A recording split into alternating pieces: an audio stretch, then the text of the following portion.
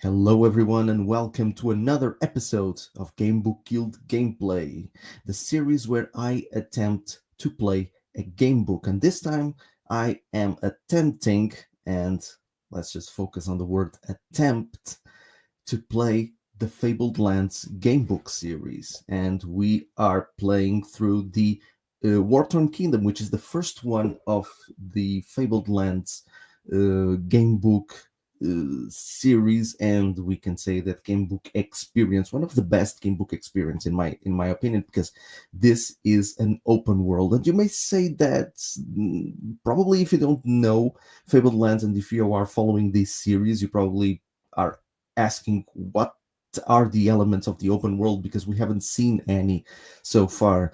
In the first episode we explored the Isle of Druids in a way very linear way, and the last episode we explored only the town of Yellowport. We started some quests that we haven't finished, but so far the exploration has been more like centered in one place. The first episode was the Isle of Druids, and the second episode was the Yellowport section.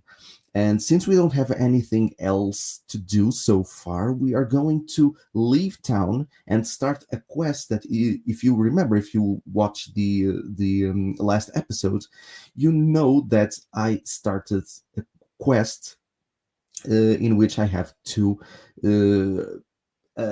It's not rescue, but I have to recover a book called the Book of the Seven Sages, and that will take us outside of town. So we will start this episode by trying to do that quest. Let's do this.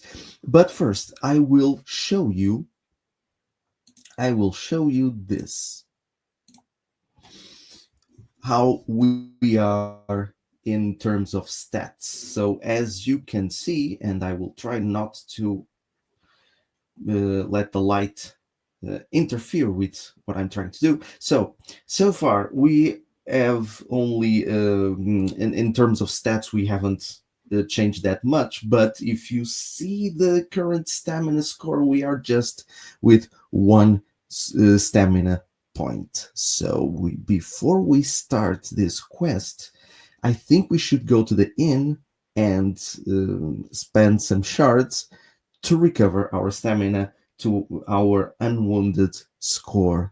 And that means we are going to spend all our money, because we only have 8 shards, which is what we need to recover everything. And I don't want to take chances, because this quest may be our last, and I don't want that. I want our experience to be as great and big as possible. So ending this adventure prematurely this way is not how I want to present this series to you. So okay, we are still in Yellowport. Let's turn to number 10, which is the central part of the town, where we start exploring other places. And we are first going to the Gold Dust Tavern. Let's go to number 506 so that we can spend shards to recover 1 stamina point if injured. Okay, like you can see, the Gold Dust Tavern is a plush inn beside the city gates. The tavern costs you 1 shard a day. Each day you spend here, you can recover 1 stamina point if injured, up to the limit of your normal unwounded stamina score. Okay, so we are going to spend all our shards, and let's hope we get a nice reward for recovering the Book of Seven Sages, because we don't have any shards. So as you can see, I don't have any money, and our stamina score is back to its starting score. So let's go back to 10, and now let's take into account these last options. We can travel northeast toward Venefax, Head northwest to Trefoil, follow the Stinking River north, or strike out northwest across country. And I think we should look at the. Okay, let me just see if I can. Okay, for some reason. Oh, I have to. Yeah, my bad.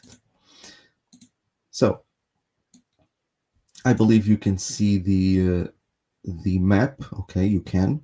So at first we are in Yellowport and we need to go to Scorpion Blight. So we have to follow the road to Venefax. So I don't know if we can visit Venefax first, if we can go automatically to Scorpion Blight. Let's just see where the road leads us to. So I am sorry, let's put this in layout solo. So let's travel northeast toward Venefax, and to do that, we must go to number 621.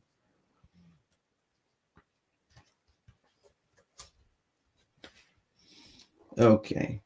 The coast road between Venefax and Yellowport is well maintained, and you make good time. You pass a few army patrols, but they leave you alone. So now we can travel to Blast Springs, we can head for Venefax, we can go north across country, or we can go back to Yellowport. And this is how the experience, the open world experience works. Because as you noticed, we just left Yellowport, but this is a road that we can travel if we are going also to Yellowport. So from this we can go back to town. So this is how the open world experience works, because we can travel back and forth through the same roads, other roads, we can do whatever we want. So this is how the open world experience works. So let's ignore the last option, because we don't want to go back to Yellowport. So let's see. There is the Blessing Springs. Where is that? Oh, okay. The Blessed Springs is okay. We can go to Venefax, but we can go north to the Blessed Springs. It's too far for us right now, so I think we should. I think we should stick to our main quest so far. So let's head for Venefax, number 427.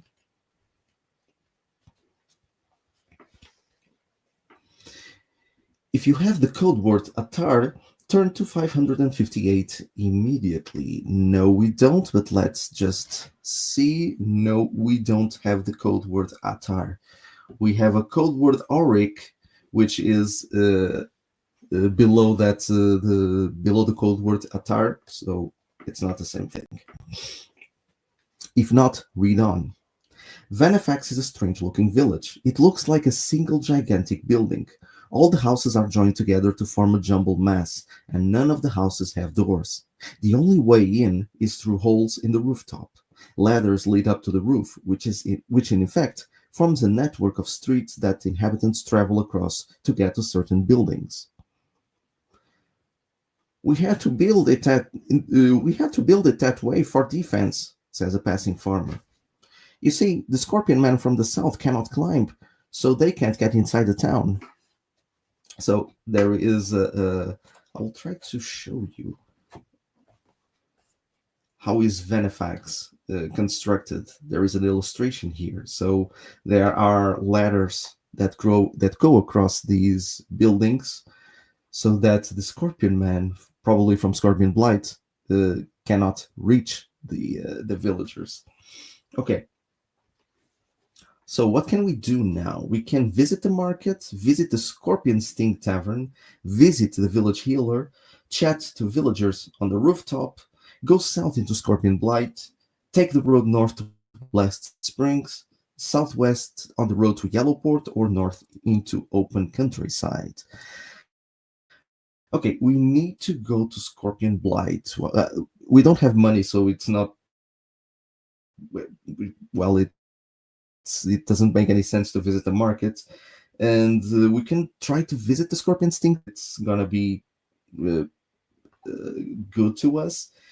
Let's first chat with the villagers on the rooftop. Let's go to 63 first. We are going back to this reference. Okay, so if you have the code word Atar, turn to 578 immediately. Okay. Oh, again with the code word Atar. Okay. Let's see what this code word means, if we can find anything about it during this section. A small boy runs up to you saying, "Help us! Help us! The man-eating bloodthirsty god gobbler has got my little sister." His mother, a flaxen-haired beauty, comes up behind him. "Surely you mean bloodthirsty, not Thursday," you ask. "Oh no," replies the young mother. "The man-eating bloodthirsty gobbler is so named because it hunts only on Thursdays." The boy's name is Mikhail, and his mother is Lynn. Her husband is away in the army, and her young daughter Haley was taken by the beast last Thursday. Apparently, several people have disappeared, never to be seen again. "Please help us," plead the villagers. Okay, we started one quest, and we are going to another probably. So if we refuse to help, we go back to the central part of the Venefax part of the exploration. So okay, let's help them. Let's try to help them. Let's just see what we can do for the people. Okay, 600.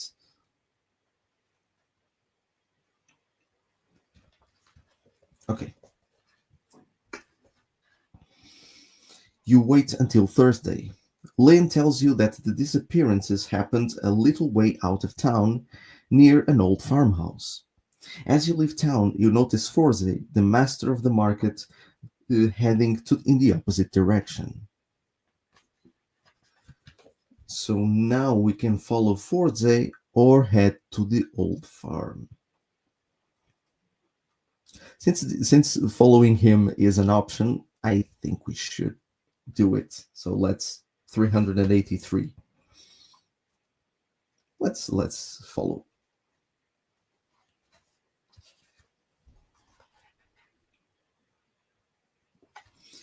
Okay, after a while, Forze circles around, heading across country.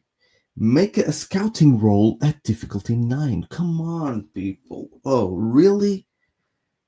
Difficulty 9, a scouting roll. If you remember, the scouting roll was our first roll in the first episode, and that didn't went well. And I believe the scouting roll, the difficulty was a little higher, but our scouting is, let me just put the number of the reference, 383. But as you can recall, our scouting score is at 2. So for us to get a good roll, we will need at least an 8 in the dice, because we need a roll that's higher than the difficulty. So let's try. Let's hope for the best. So we need to roll 2 dice and add to the scouting score, and we have to make higher than 9. Let's hope for the best. I will roll several times like this, and let's see if we get a high roll. 8. 8 plus 2 equals 10, so we managed to... okay, let me just put this back. We managed to have success in this roll. So, successful scouting roll. Let's go to 585.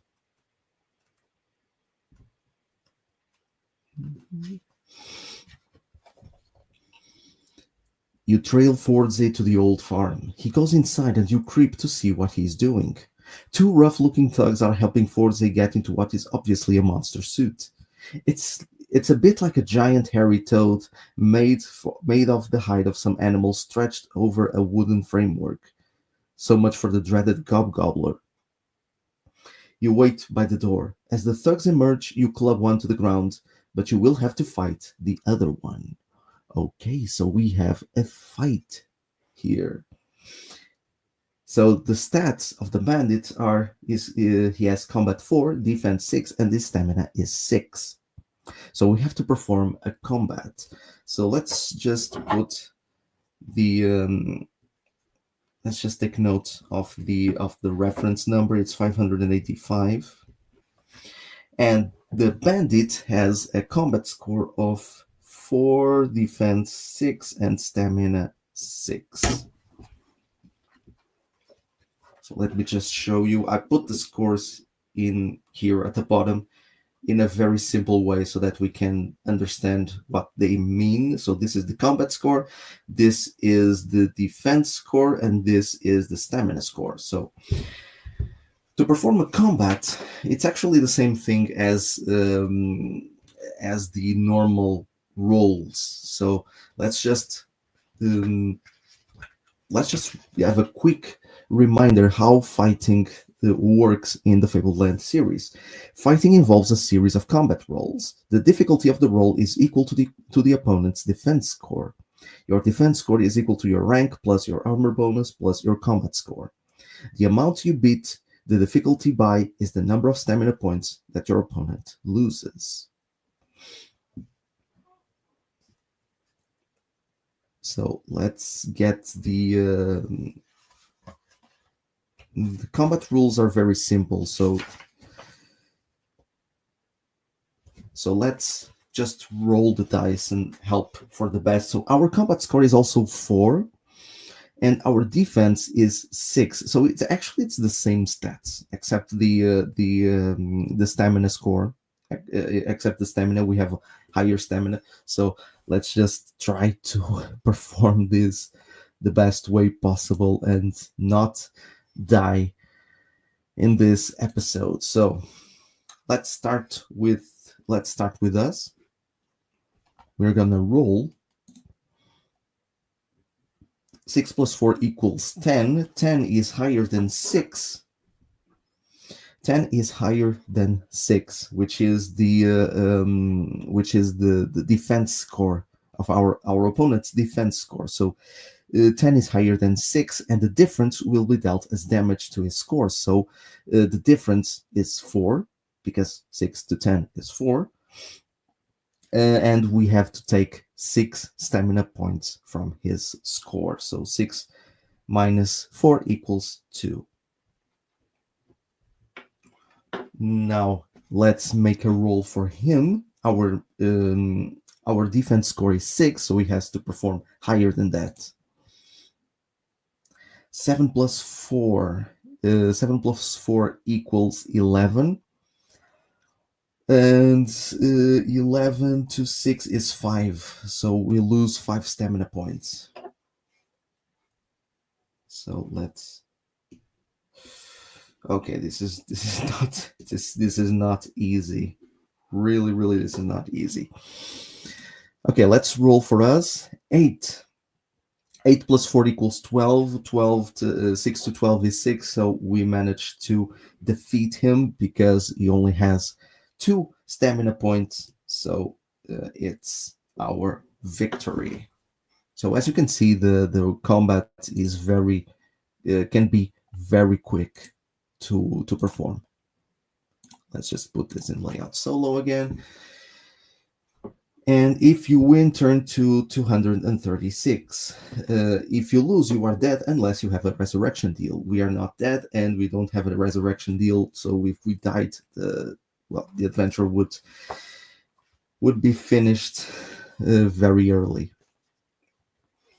Okay. 236. You find Forze inside, desperately trying to get out of his suit and run off. At the sight of a hardened adventurer rather than a timid villager, he surrenders and confesses all. He terrified people with a monster disguise to keep them away from the farm. He and his men were kidnapping villagers, chaining them in the cellar below, and selling them to a slaver from Karanbaru for work in the slave mines. You find Haley and several other villagers down below in the cellar. "Don't hurt me," begs Forze. "I'm only trying to make a few shards." "What, by selling your own people into slavery?" says one of the villagers, giving him a good kick. You lead them back to Venefax. Turn to 414. It's 414, not 514. Okay. Okay. Haley runs into her mother's arms for a tearful reunion. Lynn, the mother, gives you a suit of chainmail. Oh. Defense +3 and a sword, which is an ordinary weapon. Okay, we can also we already have a sword, which is a perfectly normal weapon, but we can have a new sword just so that we can sell it. And the most important item is the chainmail, which will give us a defense of +3. So let's put the chain mail, which gives us a defense of 3. So we are going to take out the leather jerkin and put the chain mail, which will give us a defense. Okay, so we take out the leather jerkin, so our defense is 5, and which is 5. So 5 plus 3 equals 8. We have a defense score of 8, which is not bad. "This have been in the family for generations. It's all I have to give," she says. Forte is hauled off to the local magistrate for judgment. He will probably be sold into slavery. Gain the code word Atar and turn to 427. So let's just put a cross in the code word Atar. So as you can see, there's the code word Atar. And let's turn back to 427. And in 427, it asks if we have the code word Atar, which we have, and we must turn to 578.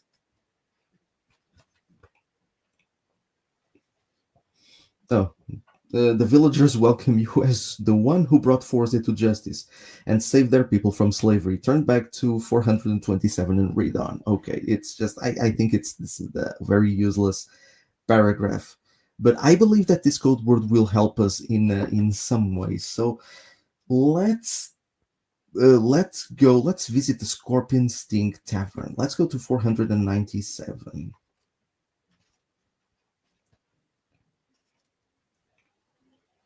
Okay, 497. The tavern costs you 1 shard a day. Each day you spend here, you can recover 1 stamina point if injured, up to the limit of your normal unwounded stamina score. So yeah, we could also spend 3 shards to buying drinks for the locals and ask them about the Scorpion Man, but we don't have any shards. So yeah, let's go back to 427 and let's chat to villagers on the rooftop, because it asks because that reference asked us if we have the code word Atar. So let's go to 63, and from 63 we are going to 578 because we have the code word.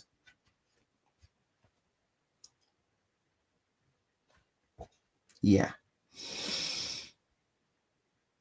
So yeah, the villagers welcome you as the one who yeah, it's the same.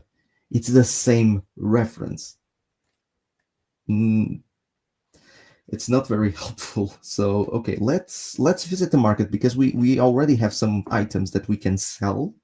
We can try to sell them and get some money so that we can pay some drinks in the tavern in order to get the some information on the Scorpion Man. So let's visit the market. 152. If you have the code word Atar, turn to 623 immediately. Okay, this is a different reference. So let's turn to 623 to see what we get. Okay, you clamber down a ladder into a long hall, into a long hall. The Venefax market. Items with no purchase price listed are not available locally. So we can get a leather armor or a ring mail, but these are actually useless to us because they give us less defense than the chainmail that we already have. And we can buy weapons only without combat score. And we can buy a rope, lantern, climbing gear, or scorpion antidotes. So what we are going to do now is to sell some of the items that we have. And we have leather, a leather armor or a leather jerkin, which gives us a +1 defense, and we are going to sell it for 45 shards. So we have here our leather jerkin, and I'm going to erase that one and put 45 shards in our money box. And we can sell, since these swords don't give us any combat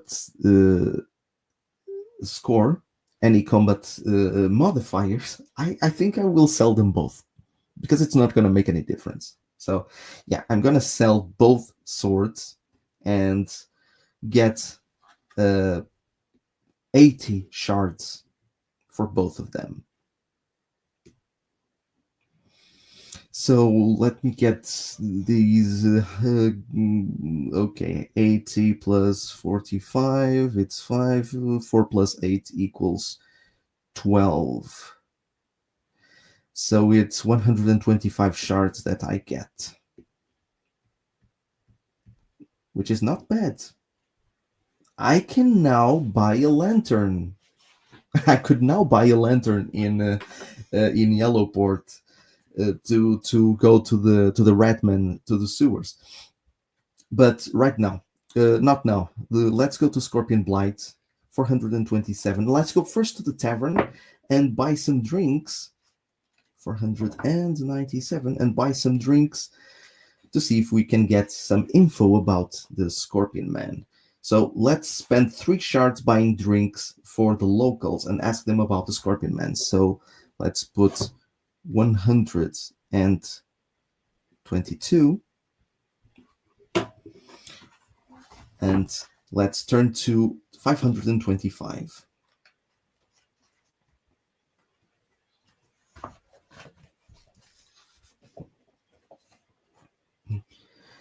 They are vicious, evil devils, says an old peasant.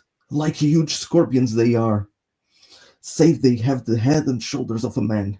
Intelligent too, forever seeking to pillage our town, but they can't climb up the ladders. A soldier in the local militia speaks up. They hate fire too. All we have to do is sit atop the town and pepper them with flaming arrows. They can't stand that for long. Mind you, things are getting bad. They have got a sorcerer now. A young man, blind in one eye and paralyzed down one side, says, they got a terrible sting as well. Their venom did this to me. There's not much else to hear, so you leave. Let's go back to 427. So we have some info on the Scorpion Man weaknesses.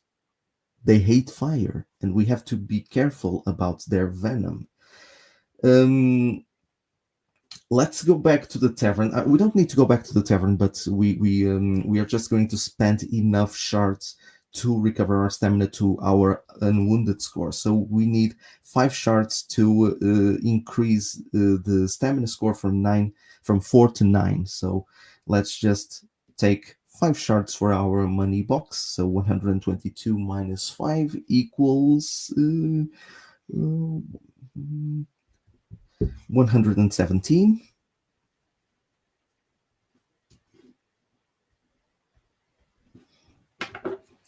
And let's recover our stamina to our unwounded score, and let's go south into Scorpion Blight. Let's go to 492.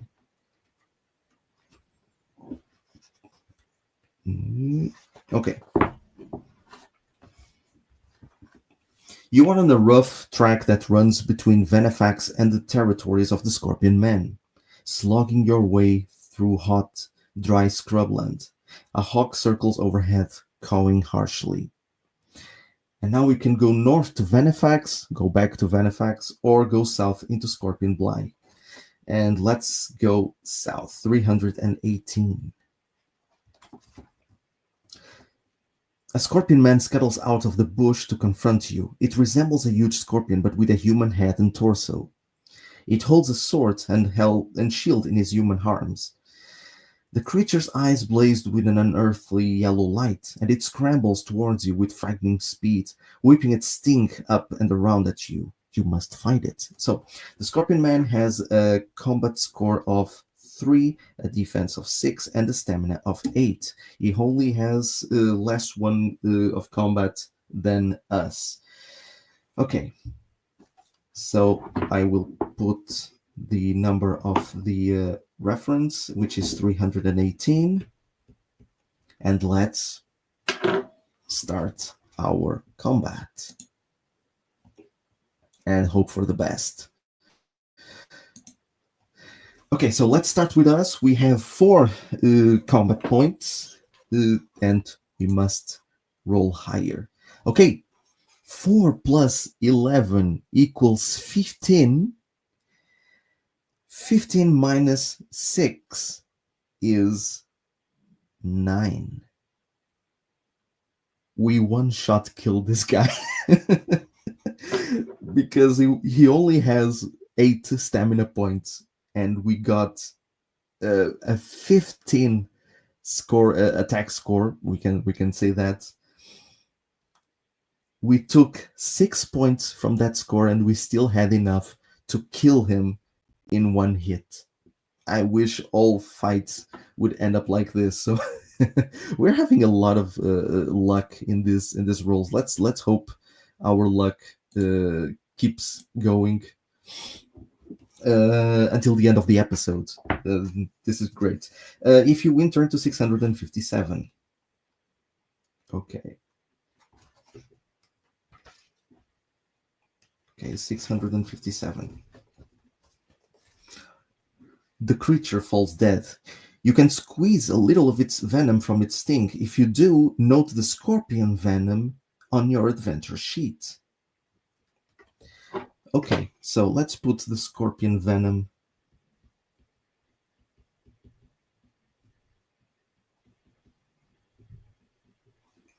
Okay. If you were wounded in that fight, okay, we weren't. You have been poisoned by the Scorpion Man's venom. Subtract 1 from your combat, thievery, and scouting scores as you are severely weakened. Oh my god, thank goodness we weren't hit by the Scorpion Man. Also, no ability can drop to 0. Note that you are poisoned. You can restore your ratings to normal if you get cured. If you have some Scorpion antidote, it will cure the poison immediately. Cross the antidote off your adventure sheet.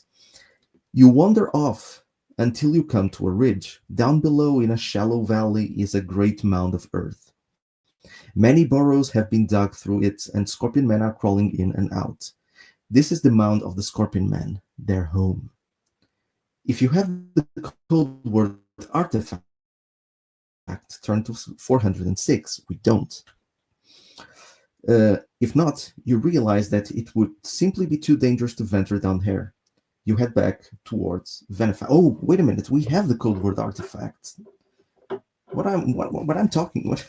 Yes, we have the code word artifact. It's right there. It's right there. The artifact code word.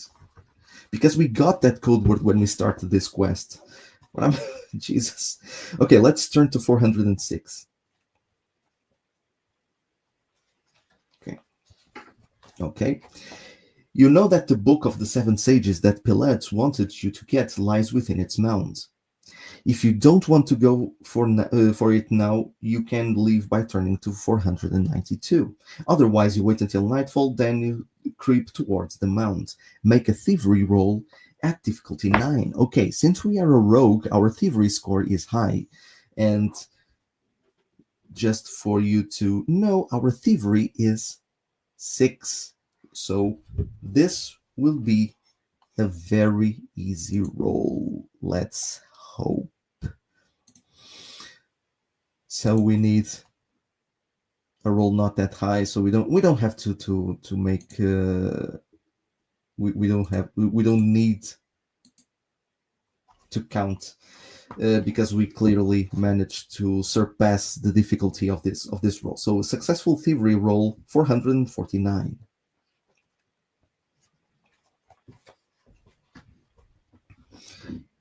You creep past a scorpion manguard, which is dozing at the entrance to one of the burrows. The stench inside the mound is foul, a kind of acrid, rotting vegetable smell. You head for the center of the mound, past tunnels, rooms, and egg chambers, avoiding the inhabitants by skulking in the shadows. Finally, you come to a room which is more like the laboratory of a sorcerer than a scorpion den. Jars, alembics, and scrolls lie all over the place. A scorpion man is at work at the desk, and like others of his kind, he wears rudimentary clothing. Suddenly, what you took for a stuffed animal's head mounted on a wall says, "There's an intruder, master!" The scorpion man wheels round and charges straight at you. Make a magic roll at difficulty 9. Okay, let's make a magic roll. I will put the number of the section, which is 449. Okay, so we must make a magic roll at difficulty 9. Our magic score is 4. Okay. Could be worse, but it could also be better. Okay, let's roll. We have 4. To perform this, we need at least a 6. Which is not that unreachable. It's not that difficult, but okay, let's... Oh, 5.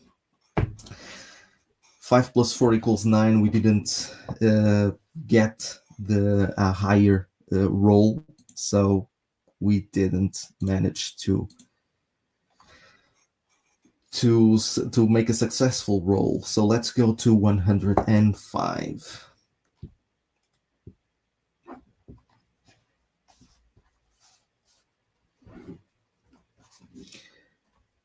You will have to fight it. Scorpion Shaman. He has a combat of 5, a defense of 8, and a stamina of 9. So let's put his stats here. Let's just take a note of the number of the reference, and now his score. So he has a combat of 5, a defense of 8, and a stamina of 9. Is slightly stronger than the last one, I think. So let's see if we can fight him. Okay, let's see if we can one hit KO him like the previous guy. So let's roll.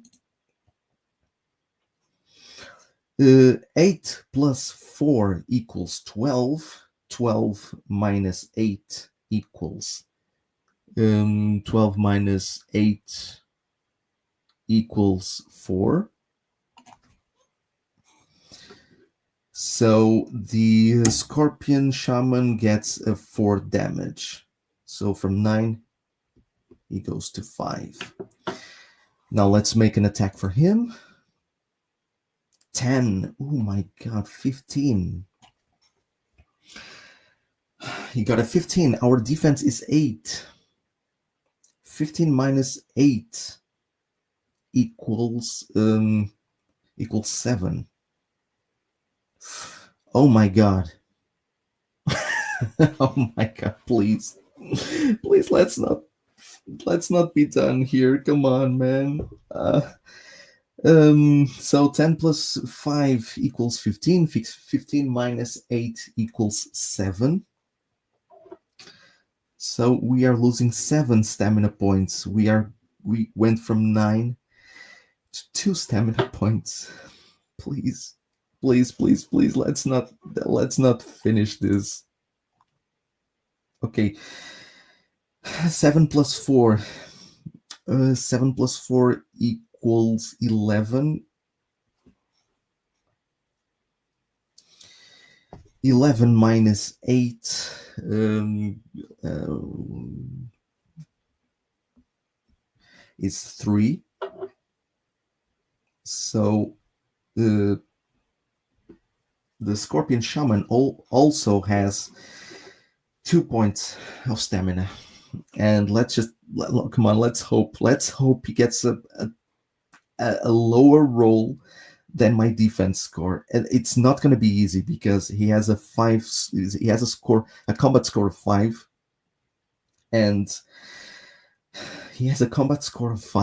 and our defense score is 8. He needs to get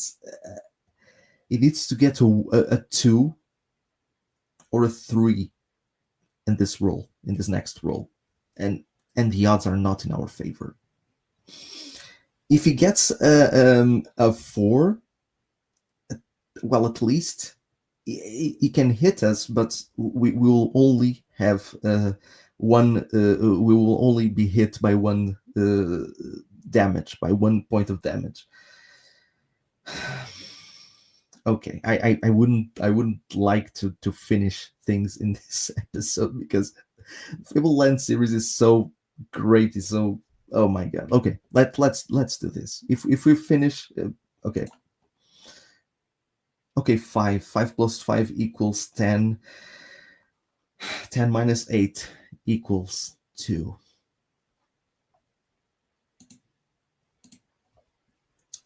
So, my friends, 2 minus 2 equals 0.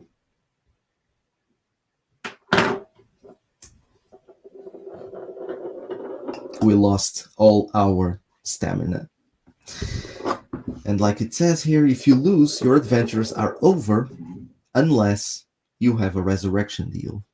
I don't have a resurrection deal. So our adventure has finished prematurely. Okay, our adventure has finished right now. This is very, very this is sad because I was expecting to at least get to Golnir. I would expect at least to explore more of this land, and we barely explored the southern part of Socara. And let me just put in layout solo. Okay. My adventure. I don't want these adventures to end like this. I don't want to. So what I'm going to do now is I'm going to finish the episodes, and I'm going to think about a way to bring this character back because I don't want these to be the last adventure of Duncan the Rogue. You may say that I will be cheating, and it would be rightful so, but I want to do this.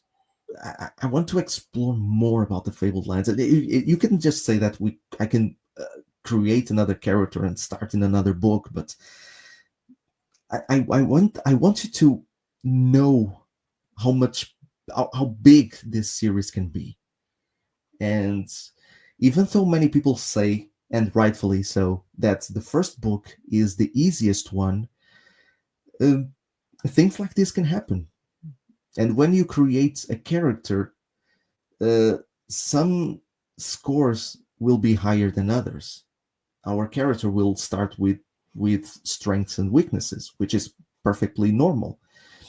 And during our adventures, we can get money to buy things that will increase those scores. And that's what I'm trying to do. I am trying to have these adventures so that we can get more stuff and help develop our character. I don't want this to be something that finishes quickly.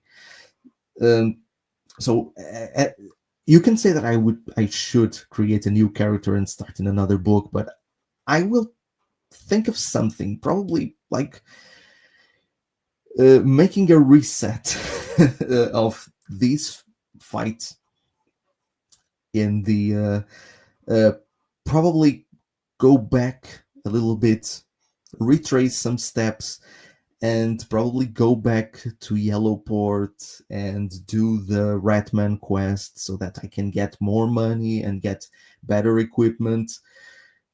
I will try to, I will think about something to bring this character back, because I don't want this to finish in the third episode. You can say that I'm cheating, I don't care, but because I want you to experience Fabled Lands the same way I did all the times that I played these game books. And I don't want these adventures to end in episode 3.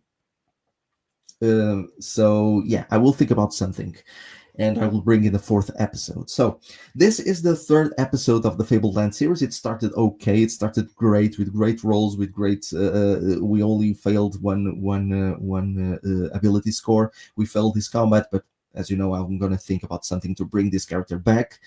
And well, I hope you enjoyed. Now you can see how the open world feels like in these series, and let's hope that next episode I can show you a little more of these open world elements. So this is the third episode of Gamebook Guild gameplay of the Fabled Land series. I hope you enjoyed it. If you like, put a like. If you didn't, then put a dislike, and share this video with whoever you want. Use the comment section to comment on the series, what you are thinking about this. If you are curious about these books, about this collection of books, and subscribe to the channel, ring the bell to get notified about the next videos that are coming to the Gamebook Guild. And as always, I hope to see you again in the next episode. See you then.